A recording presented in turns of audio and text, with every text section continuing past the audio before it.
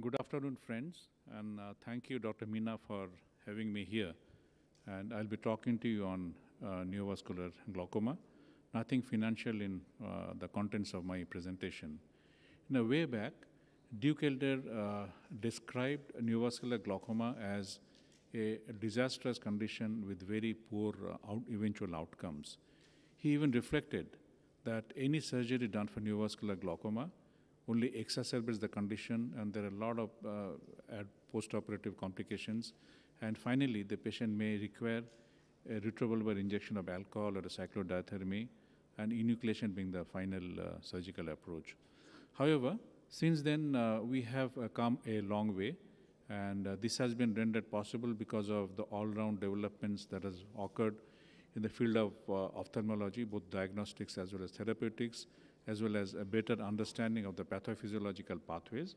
So we are able to pick up the condition at a much earlier stage, and we are able to institute therapeutic, the treatment for these situations. We have anti-VEGFs available to us, and the surgical results are also definitely enhanced because of the presence of the anti-VEGFs and anti-metabolites. This was one patient that we managed in a clinic pre-treatment and post-treatment, and the patient seems to have done well. Well, I would not say that it is a hunky-dory situation for us, because I just happened to go through a review, an origin article published from L.V. Prasad Bhubaneswar late last year, which showed that in their cohort of patients, visual impairment and blindness was seen in 75 to 90% of the patients, and there's a huge visual burden and morbidity. Only 7 to 20% of the patients showed some improvement in vision. Rest of the patients had downhill course. But they also believed, and they concluded that this particular study supports the traditional knowledge that early intervention definitely has a much better result in the management of these situations. So in my presentation, I'm going to talk to you about our philosophy and the approach that we take in managing these situation.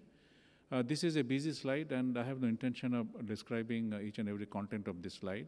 This is just to tell you that all these conditions have one final common pathway of causing this neovascular glaucoma. Because of retinal ischemia or hypoxia, there is a production of angiogenesis factors which migrate anteriorly and work on the uveal tissue and the angle and other related structures resulting in this condition. Diabetes, central retinal vein occlusion, and ocular ischemic syndrome, etc., account for about 75% of all these conditions, of all patients with neovascular glaucoma. So what here I would like to highlight is, whenever we make a diagnosis, as shown in this particular slide, we have to be on our guard, on our toes, and make sure that these patients are appropriately treated and followed up properly so that they don't go into the stage of rubeosis. For the ease of management, we divide the neovascular glaucoma condition in 3 stages: rubeotic, secondary open-angle glaucoma, and secondary angle closure glaucoma. Depending upon the presence of the new vessels and the location of the new vessels, the level of the intraocular pressure, and the status of the angle on gonioscopy. In the rubeotic stage, we should be able to pick up the new vessels from the pupillary margin or in the angle.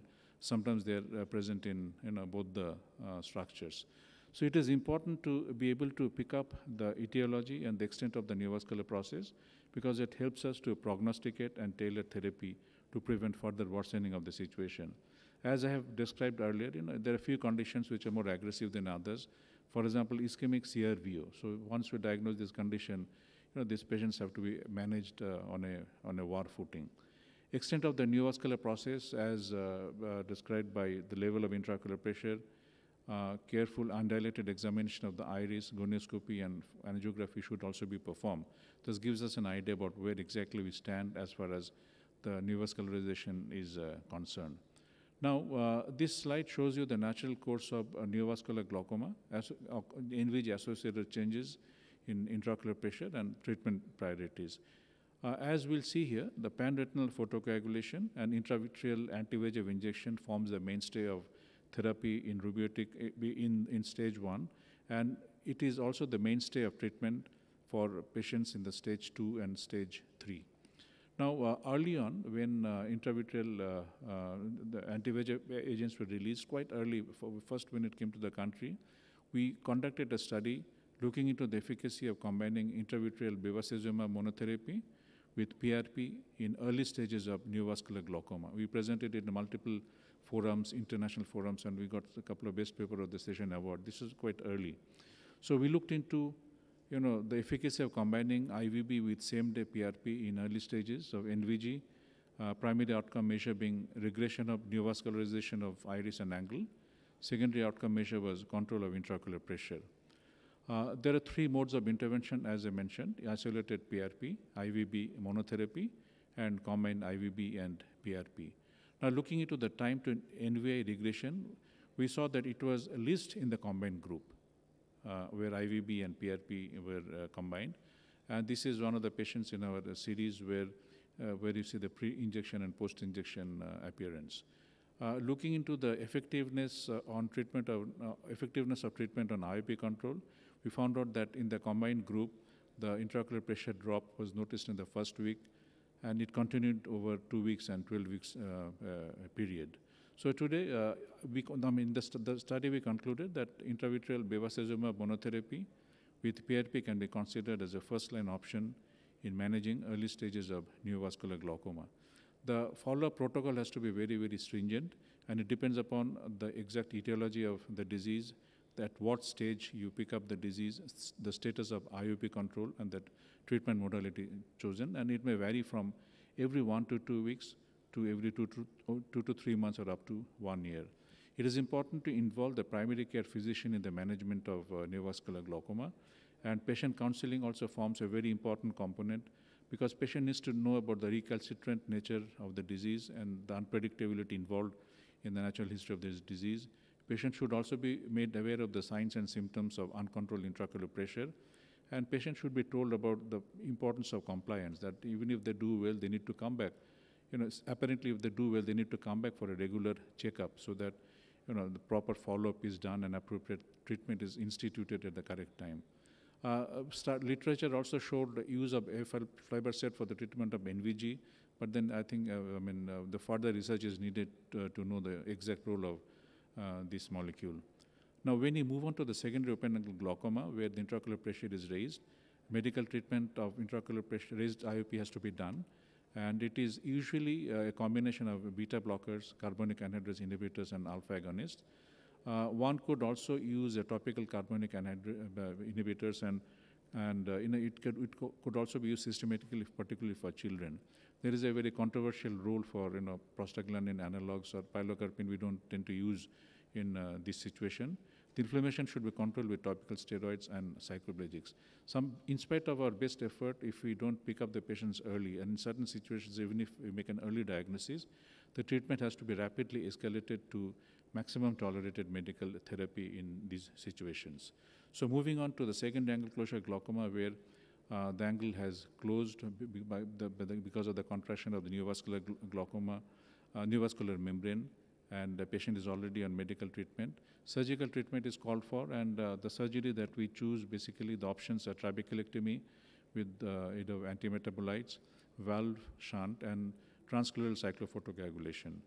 Now, again, this was an interesting study that was published by the LV Prasad Hyderabad group, published last year, which looked into the surgical outcomes and risk factors for trabeculectomy in this situation, and they identified certain risk factors. The etiology was important, and they found out that PDR was worse than CRV or ocular ischemic syndrome, and this was actually in conflict with the outcomes, the results of various couple of other studies. They also found that increasing age was a significant risk factor. On the other hand, the previous papers, many other papers, they found it was actually a better prognostic factor. The other risk factors included persistent and neovascular vascularization of the iris, higher number of pre-op anti-VEGF injections, and the delay in surgery. Interestingly, they did not find that use or lack of use of antimetabolites and anti-VEGF made any difference in the eventual outcomes in the bleb survival. This was another study performed in Japan, where the results seemed to be a little better. Success rate at the end of 1 year was 90.2%, and at the end of 5 years, it dropped to 67.7%. So the same study, the Japanese study, identified risk factors, and they found out that a lower baseline IOP was associated with development of significant hypertony, and additional passband vitrectomy was related to the insufficient IOP reduction. So friends, and I mean, when we take up a patient for surgery, we are doing Ahmed glaucoma valve for quite some time. Then when the ADI device came in, we started using these, but we had in our hands, it resulted in a lot of hypotony, and we subsequently again switched over to Ahmed glaucoma valve. And we haven't done any formal study as such, but studies have shown a beneficial effects of adjuvant IVB injection on outcomes of Ahmed glaucoma valve implantation in a similar situation. And cyclodispersion, of course, is usually reserved for a therapeutic option and the last resort when medical treatment has been unsuccessful, patient's visual outcome has been poor. I think this is the summary slide, and it is the most important slide in my presentation, highlighting the algorithm that most of us follow in managing these situations. We basically ask 3 questions. Do we have a clear fundless view? If the answer is in the affirmative, then go ahead with PRP and intravitreal anti-VEGF. If the visual view is, if the fundal view is not good, but the patient has a good prognosis, the patient has to be operated upon to take care of the media opacity, cataract surgery, or vitrectomy if the patient has vitreous hemorrhage, followed by PRP and intravitreal anti-VEGF. On the other hand, if the patient has a very no clear fundus view and poor vision, then we ask, is the intraocular pressure normal? So in situations when the intraocular pressure is normal, the patient is followed up, and if it is elevated, then topical medications, as I have discussed earlier. And then as the patient is followed up, we ask, is the IOP controlled with medical treatment? If it is satisfactorily controlled, then we closely monitor the patient in the subsequent period. If the IOP is not controlled but the visual prognosis is good, valve glaucoma drainage device is called for, and perioperative intravitreal anti-VEGF is also used. So these are the cases where we, the situations where we prefer this treatment modalities where, where the trabeculectomy risk factors are present, and then we more or less take up these patients for the shunt surgeries. And if the visual prognosis is poor, we consider transcleral cyclophotocoagulation. So the friends, in conclusion, the neovascular glaucoma is a devastating and potentially sight-threatening type of secondary glaucoma. And though the prognosis have improved, but there are a lot of issues that have to be kept in mind, which I've just discussed in my presentation to improve the prognosis. And early diagnosis, appropriate treatment, and meticulous follow-up definitely is the way to go while tackling these situations. Thank you very much for your kind attention. Thank you.